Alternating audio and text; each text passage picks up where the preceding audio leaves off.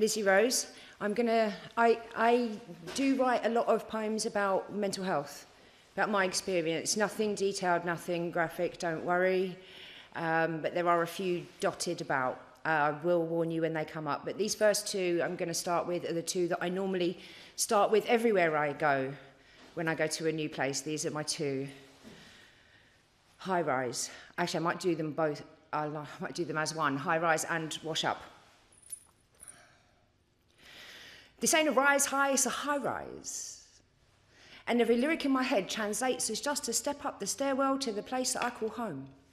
My space, my domain. These words create the shape that fits a key in my lock. My kitchen clock ticks to 3 as I shut the door behind me. Now there's nothing left except my little corner of the world where my kettle swells and my pen unfurls, emotions deep and pure. This life that I endure holds no place for me and mine. The words that create every line, my words, that mean so much to me. This is my life, you see. But all that I can do is not enough to break out of this concrete, take my feet to pastures new, show the world what I can do. But here I sit, remote in hand. Kettle clicks and I have a plan, but from this high rise, even though the view is far, chances few and far between to show them what I mean. They're just the words in my head every night that carry me to bed, wishing in my dreams that I could take it, make it, break free from this multi-story complex versions in my brain remixes, driving me insane, can't claim to know where to go, and all this flow is just a maze of scenes up in my head, but my life keeps me from the steps I need to take. I've got to shake this poverty from me. The little box they got me in, you see, way up here where the coast is clear, just far enough so you can't hear. Meanwhile, every day there is washing up left in my sink, making you think I don't care, but I do. I know that it's there, like the dust on the stairs with the shoes on the floor and the bags by the door, but I'm fighting a war, and although I agree it is one you can't see, nonetheless I still find myself sat in this mess. I have to confess that I'm suffering blindness to the totems of papers collected in corners, affected by time as they slump and they heave. I'm learning to weave my way back to the door where you stand and you stare at my weakness lay bedded. I mention I'm fighting a war. Please don't judge all the times when I didn't get up, but you see I was stuck in a strange sort of nothing.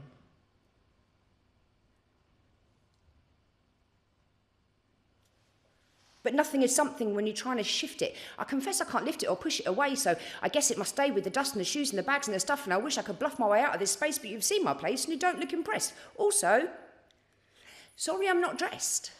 I mean, you said you'd be there, but I wasn't expecting, and I don't understand why you care. You should run away quick before you fall in the slick, because I know that I'll just get the blame. To be honest, I am dealing, well, I'm trying at healing, and I haven't got space for your pain. So while I'm doing the dishes, I have secret wishes that you'll just walk right out of the door. Leave me to stress, because it is my own mess. I think I mentioned I'm fighting a war. Let's cheer up a little bit. I wrote this for my daughter, who hasn't turned up yet. Saved. Thank you for saving me. In a million little ways, you saved me. In ways that you don't understand or realise, you saved me. You saved me when I needed saving. You saved me when I didn't think I needed saving, but I needed saving, or at least redirecting.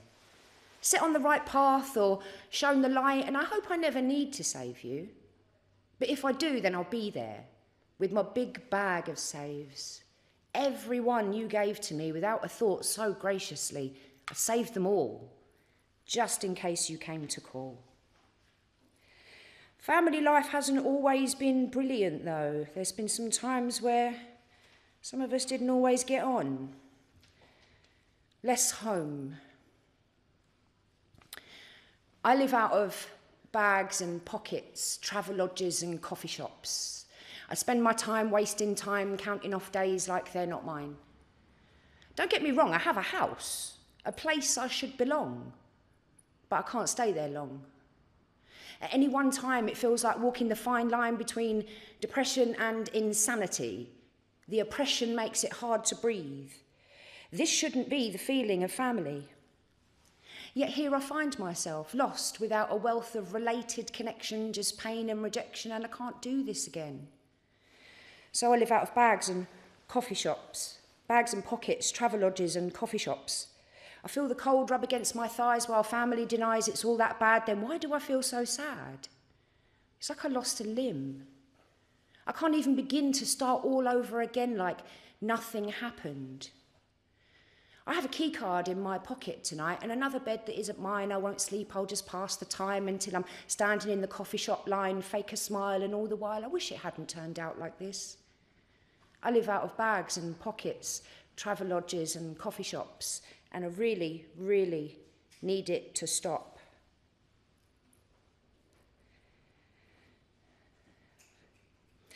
Finding my feet. My stride found its feet. And all the people they took me to meet, like you, and you, and you, and me. I found laces that would take me to places where I could be a poet. It was all in there, wouldn't you know it? Now, I've got 3 tongues. 2 for my shoes, 1 for the blues. Riding rails to go tell tales to a room full of strangers. Sometimes it feels dangerous letting truth find sound. I've been all around, using my stride as a guide with both laces tied, took my feet to the street, used words like a beat, made the best of my souls on limited means from a Glasgow gallery to New Orleans. My stride has purpose now. As much as these bones will allow, I will take them down every poetry street now my stride has found its feet. But I'm not always that confident. It's a mask, really, properly. Unsocial on socials. She said, I like your reels. You're really good at this social media thing. I say, no, I'm just good at making playlists and saying the right thing. Both of which existed long before computers, never mind Instagram. You say you're a fan, but I don't know what that means. Is it the words or how I say them? Is it the topic or the person behind them? You only know the parts I show, even though they're the parts I'm trying to grow. There is a whole other side of me, the side that you don't get to see. Full of self-doubt, without clarity, harbouring judgment, never free. She said, I like the stories that you post. In fact, they're the ones I like the most. I've watched them, every one. I look out for when they come. I don't know how to feel about this supposed social media bliss. I just relay nice things, I find, because it's easy to be kind. It's just a simple click and post, really nothing much to boast. And now you think I'm really nice. And honestly, I try to be, but remember when I told you this is the only side you see?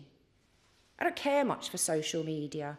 I'm not interested in online presence, and now you want to give me presents of pretty words upon the screen telling me how you think I seem. I mean, it's nice you think I'm nice, so much so you told me twice. But in reality, there's a bit of a shortfall. I could just stay in bed and ignore you all. In fact, I have done, many times. Switched the phone to silent, ignored the lines that you've taken the time to write to me, because sometimes darkness is all I see. Lost inside historic tragedy, not even looking for a remedy. Resigned to the fact it will always come back. I sit with it until it slips back down into the great abyss, knowing it will be back for more, blow like smoke under the door. But for now, I need something to do. Try and catch myself a better view. It's such an easy 2D thing to do. So I post. Here's a pretty picture I made for you. From pen to grace. This is relatively new, but I love it so much already. You write your story, or life will write one for you, and the people all around you will put in a line or two. You write your story. You're the only one who knows it, and how it really goes sits deeply in the flows and then reloads another page. Your paper is your stage. You write your story. Lay out all the history. Scrub away the mystery of darkness days and well-trodden ways of passing through time as a cautionary sign that says stop. There is no through road here. Go back the way you came. I lost almost all my fear a couple miles back down this lane, but history has a way of keeping score. I try not to crave the answers anymore. Just open doors to questions that echo, spaces that penetrate but never let go. It's all a jumble in my head. I'm often misheard, but not misread. So I write. I write my story like a jigsaw puzzle with no corners, pushing pieces against each other that don't go because the abstract framed mosaic is prettier than the floor show. So write your story. Arrange it any way you like, whether or not you find your corners or claim back every piece of sky. And I'm going to end with Bloom.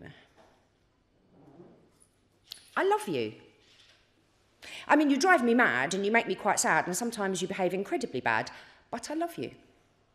You like stretchy jeans and great big boots. One day you like a tailored suit, and I love you. Your taste in music makes me smile. You keep me dancing all the while because I love you.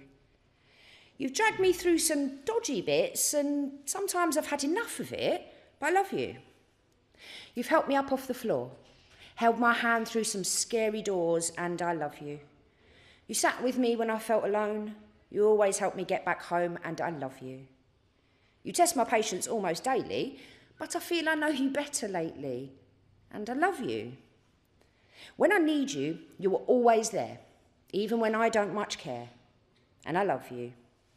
So when I'm feeling out of place, I just look in the mirror and I say to your face, you got this, and I love you.